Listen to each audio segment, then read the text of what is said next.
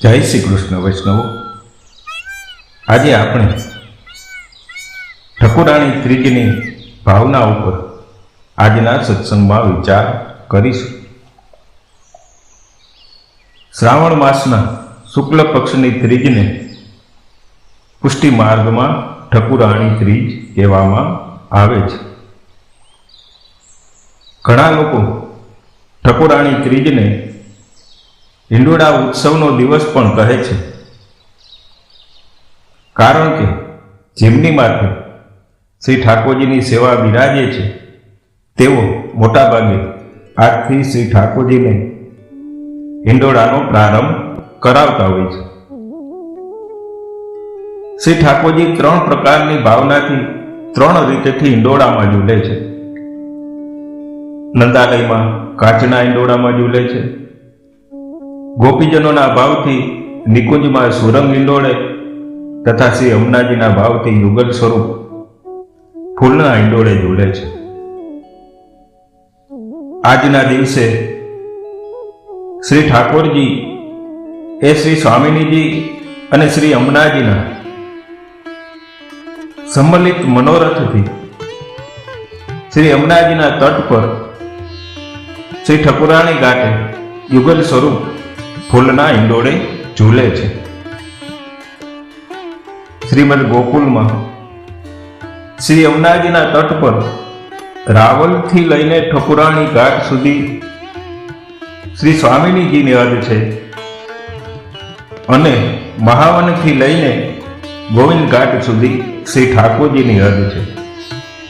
વચ્ચે જે છોકરનું વૃક્ષ છે તે બ્રહ્મરૂપ છે। ગોવિંદ એટલે કે શ્રી ઠાકોરજી અને ઠકુરાણી એટલે કે શ્રી સ્વામિનીજી।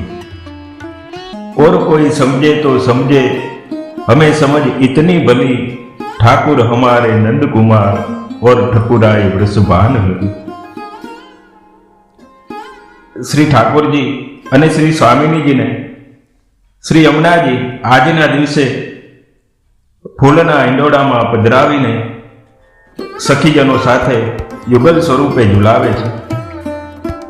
આ લીલાના દર્શન કરીને ભક્ત સુરદાસજી ગાય છે, દેખ સખી તીજ મહાત્મ આયો, શ્યામા શ્યામ પરસ્પર ઝુલત, નિરખ પરમ સુખ પાયો। સુરદાસજી કહે છે કે એક સખી બીજી સખીને કહે છે કે હે સખી, જો મહાત્મા ભરેલી ઠકુરાણી ત્રીજ આવી છે। શ્રી સ્વામિનીજી અને શ્રી ઠાકોરજી પરસ્પર હિંડોળે ઝૂલે છે। આ લીલાના દર્શન કરતા પરમ સુખ થાય છે। દસે દિશાઓમાં ઘોર ગનગરજત વાદળાઓનો ગડગડાટ થઈ રહ્યો છે અને મંદ મંદ વર્ષા વરસી રહી છે।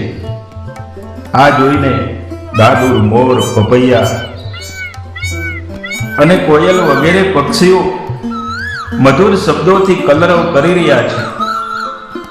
એટલું જ નહીં, પરંતુ સખીજનો પણ તાલ, મૃદંગ વગેરે બજાવીને પ્રભુની આ લીલાનું યશોગાન કરી રહ્યા છે। સુરદાસ પ્રભુ યુગલ વિરાજત, અખિલ ભુવન યશ છાયો। સુરદાસજી શ્રી ઠકુરાણી ત્રીજની આ લીલાનું દર્શન કરતા કહે છે કે આ યુગલ સ્વરૂપની આ લીલાનો યશ અખિલ ભુવન એટલે કે સંપૂર્ણ 14 ભુવનમાં છવાઈ ગયો છે। અખિલ ભુવનમાં આ લીલાનું ગાન થઈ રહ્યું છે। આવી અલૌકિક અને સુંદર ભાવના છે ઠકુરાણીની। આજના દિવસે શ્રીમદ ગોકુલમાં ઠકુરાણી ઘાટ પર શ્રી યમનાષ્ટકની રચના કેવી રીતે થઈ તે પ્રસંગનું પણ આપણે અવગાહન કરીશું। તે પહેલા વૈષ્ણવો, હજી સુધી આપે આ પુષ્ટિ જ્ઞાન સત્સંગ ચેનલને સબસ્ક્રાઇબ ન કરી હોય તો જરૂરથી સબસ્ક્રાઇબ કરી લેજો અને વિડીયો સારો લાગે તો વિડીયોને લાઈક અને કોમેન્ટ જરૂર કરશો। દેવી જીવોનો ઉદ્ધાર કરવા માટે શ્રી મહાપ્રભુજી પ્રથમ પૃથ્વી પરિક્રમા કરતા વિક્રમ સંવત 1549ની સાલમાં શ્રાવણ સુદ ત્રીજની સવારે શ્રીમદ ગોકુલમાં પધાર્યા છે. આપની 14 વર્ષની આયુ છે. કિશોર વયના શ્રી વલ્લભ મધુરાકૃતિ ખૂબ જ સુંદર હતા. ઘેરા ઘઉં વર્ણનો શ્રી અંગનો વર્ણ છે. ગુલાબી જાયવાળું કોમલ ભાવોથી ભર્યું ભર્યું મધુર મુખારવિંદ શોભી રહ્યું છે. શ્યામને શોધતા કોમલ કમલદલ લોચન છે. પ્રથમ નજરે આંખો સ્થિર થઈ જાય એવી સુંદર આપની દેહાકૃતિ છે. આપની સંગાતમાં આપના અતરંગ સેવક દામોદર દાસજી પણ છે. આપ શ્રી યમુનાજીના તટ ઉપર પધાર્યા છે. નિર્જન વન હતું. ગોકુલ ગામ તિરોધાન થયું હતું. વનની ગાઢ શાંતિમાં પક્ષીઓના કલરવ સિવાય કોઈ સ્વર નહોતો. શ્રી યમુનાજીના તટ પર શ્રી વલ્લભના પધારવાથી શ્રી યમુનાજીની શોભા અનેરી થઈ રહી છે. મંદ શીતળ સુગંધિત વાયુ વહી રહ્યો છે. તટ પર શુક, મયુર અને હંસ આદિ પક્ષીઓ કિલોલ કરી રહ્યા છે અને કલકલ કલકલ કરતા શ્રી યમુનાજી વહી રહ્યા છે. શ્રી યમુનાજીમાં સુંદર લહેરો ઉઠી રહી છે. શ્રી યમુનાજીમાં સૂર્યનો પ્રકાશ પડવાથી ઉઠતી લહેરોમાં જે રજકણ છે તે જાણે આપના કંકણમાં શોભતા રત્નો જેવા દેખાઈ રહ્યા છે. તટ ઉપરના વન અને ઉપવનો પરના વૃક્ષો પવનની લહેરોથી પોતાના પુષ્પો શ્રી યમુના જલમાં વેરી રહ્યા છે કે જાણે શ્રી યમુનાજીનું પૂજન કરતા ન હોય. આજે શ્રી યમુનાજીની શોભા પરમ સુંદર લાગી રહી છે. આવી સુંદર શોભાની ઝાંખી કરતા श्री वल्लभे दमला जी ने पूछू, दमला यहाँ अपन को कौन बतावे कि गोविंद घाट कौन सो है और ठकुराणी घाट कौन सो है? दामोदर दास जी शू जवाब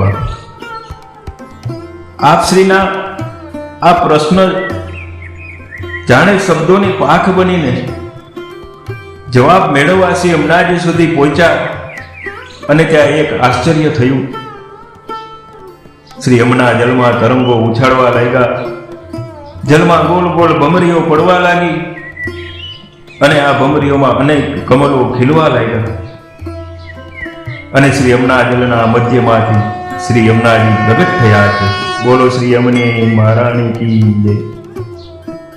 मेघ श्याम वर्णना ए श्यामाना श्री अंग अंग में अद्भुत रूप अने तेज हतुं. पीળી ચુંદડીનું સુથન, લાલ લીલી ચુંદડીની કાછની અને પીળી ચુંદડીના પટકા ધારણ કર્યા છે. મસ્તકે હીરા માણેક જડી મનોહર મુકુટ શોભી રહ્યો છે. કર્ણમાં નીલમના મયુરાકૃતિ કુંડળો ઝૂલી રહ્યા છે. કંઠમાં હીરા અને માણેક પન્નાના હાર શોભી રહ્યા છે. ચરણમાં અણવટ વીછિયા ઝાંઝર ઝમકી રહ્યા છે. હસ્તમાં કડા કંકળ બાજુબંધનો રણકાર થાય છે. મુખ પર મધુરતા અને ઓઠ પર હાસ્ય હતું. નયનોમાં નેહ હતો. આવા 16 વયના સુંદરી શ્રી યમુનાજી શ્રી હસ્તમાં કમલની છડી લઈને કમલ દલ પર ચરણ ધરીને શ્રી વલ્લભની સન્મુખ પધાર્યા અને બતાવ્યું કે કયો ગોવિંદ ઘાટ છે અને કયો ઠકોરાણી ઘાટ છે. આવું શ્રી વલ્લભને શ્રી યમુનાજીએ દર્શાવ્યું. શ્રી યમુનાજીના દર્શન કરતા શ્રી વલ્લભના રોમ રોમમાં આનંદ સાગર ઉછળો છે. આજે શ્રી વલ્લભ અને શ્રી યમુનાજીનું પ્રથમ મિલન થયું હોય એવું લાગી રહ્યું છે. રોમ રોમ શ્રી ગિરિધરણ ઝળકી રહ્યા છે. શ્યામ સુખધામ શ્યામ સુંદરીને બે હસ્તની અંજલિથી નમન કર્યું. હૃદયની ભાવભૂમિ આંદોલિત બનતા મુખમાંથી ધીર ગંભીર પૃથ્વી છંદ પ્રગટ થયો. અપલક નેત્રે શ્રી યમુનાજીને નિરખતા શ્રી વલ્લભ સ્તુતિગાન પ્રારંભ કરે છે. नमामि यमुनामहं सकलसिद्धिहेतुं मुदा मुरारिपदपङ्कज स्मरदमन्दरेणुकटां ततस्तनवकानन प्रगटमोदपुष्पाम्बुना सुरासुरसुपूजिता स्मरकृतो श्रियं વૈષ્ણવો, આમ આજના દિવસે એટલે કે ઠકુરાણી ત્રીજના દિવસે શ્રી વલ્લભની વાણીમાંથી શ્રી યમનાષ્ટકનું પ્રાગટ્ય થયું.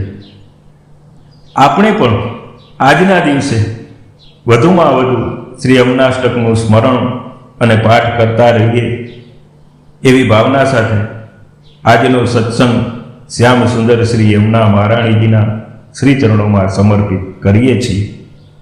ફરી મળીશું. ત્યાં સુધી સર્વે વૈષ્ણવોને જય શ્રી કૃષ્ણ.